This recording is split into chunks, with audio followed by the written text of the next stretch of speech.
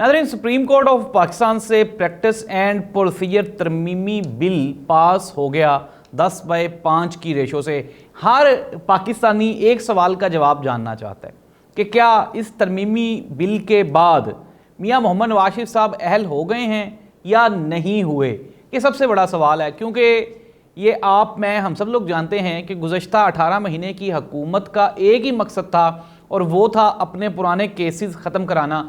ये पीडीएम की गवर्नमेंट, खुसूसन नून लीग वाले, किस हद तक कामयाब रहे? क्या मियां नवाज शरीफ साहब अगला इलेक्शन लड़ सकते हैं या नहीं लड़ सकते, ये मैं बताऊंगा आपको आज के प्रोग्राम में तफसील के साथ, शवाहिद के साथ। तो प्रोग्राम का आगाज़ करते हैं नाज़रीन। सबसे पहली बात ये कि बिल पास हो गया, ये एक अच्छी बात है, एक खुशाइन आगाज़ है पाकिस्तान में डेमोक्रेटिक निज़ाम की बेहतरी के लिए।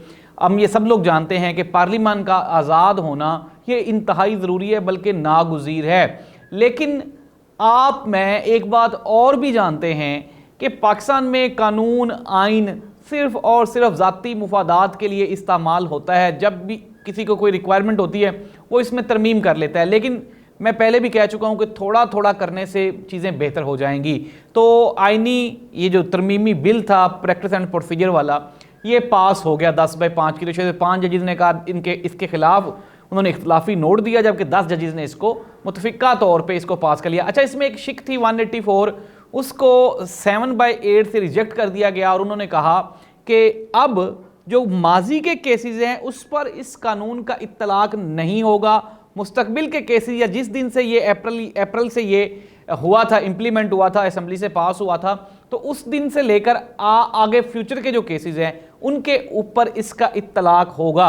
अच्छा, अब फ़ौरन एक सवाल आता है कि मियां मोहम्मद नवाज शरीफ साहब, उनकी नाअहली थी, ताहयात नाअहली थी। इस बिल में, तरमीमी बिल में जो ताहयात नाअहली है उसको गैर कानूनी करार दिया गया है, गैर आइनी, गैर जमहूरी करार दिया गया है। अच्छा, इस लिहाज से तो मियां मोहम्मद नवाज शरीफ साहब को इसका फ़ायदा हो गया कि जाहिर सी बात है अब वो जो ताहयात नाअहली थी वो 5 साल में कन्वर्ट हो गई और मियां साहब की नाअहली की मुद्दत को 5 साल वैसे ही पूरे हो गए। तो इस लिहाज से मियां मोहम्मद नवाज शरीफ साहब अहल हो गए।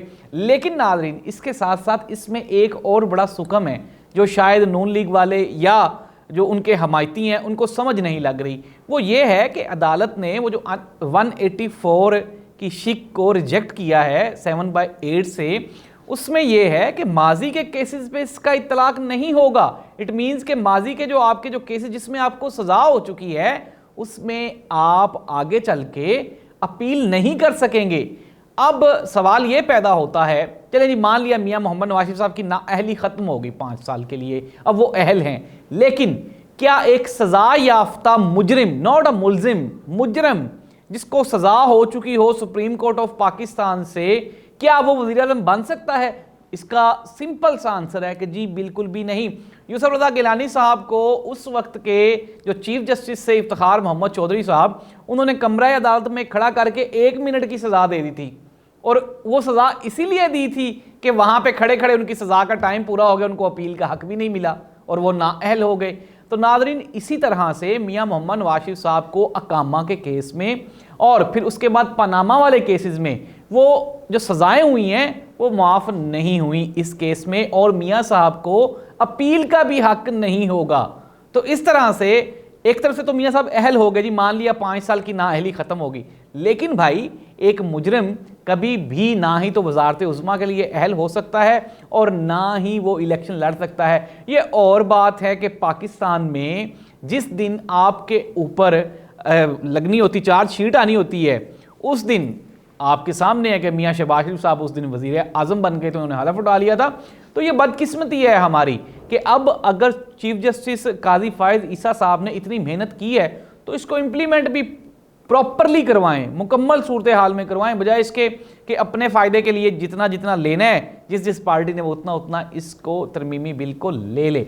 ये होना तो नहीं चाहिए, लेकिन अगर हो जाए तो ये पाकिस्तान है। अच्छा, अब दूसरा सवाल ये पैदा होता है, इसका नुकसान हुआ है पाकिस्तान मुस्लिम लीग नून को, और डेफिनेटली हुआ है। जिन केसेस में इनको सज़ाएँ हो चुकी हैं वो रहेंगी। अब इसमें हाँ, अलबत्ता ये ज़रूर फ़ायदा होगा कि एक तो जो सबसे बड़ा बेनिफिट हुआ है इसमें, अगर हम बात करें नैब कानून की, तो नैब की जो तरामीम थी उसको बंदयाल साहब ने कहा था कि जितना भी वो केसेस जो कि पीडीएम की गवर्नमेंट के दौर में इन्होंने नैब तरमीम की थी, फिर उनको ख़त्म कर दिया था और फिर वो बहाल हो गए थे।